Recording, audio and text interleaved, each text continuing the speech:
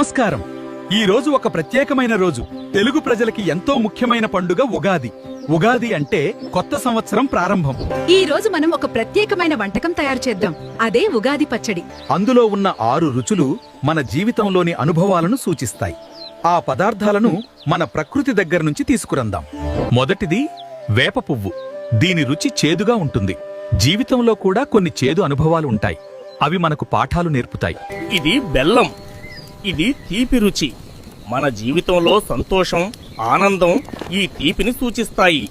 ఇది చింతపండు. దీని రుచి పులుపు.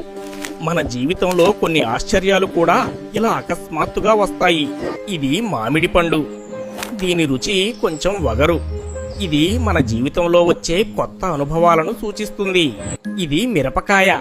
దీని రుచి కారం. మన జీవితంలో కొన్నిసార్లు కోపం, ఉద్వేగం కూడా ఉంటాయి. ఇప్పుడు అన్ని పదార్థాలు సిద్ధంగా ఉన్నాయి. ఇవన్నీ కలిపితేనే ఉగాది పచ్చడి తయారవుతుంది. ఈ ఉగాది పచ్చడి మనకు ఒక గొప్ప సందేశం చెబుతుంది. జీవితంలో తీపి, చేదు, కారం అన్నీ ఉంటాయి. అవి అన్నింటినీ స్వీకరించడమే జీవితం.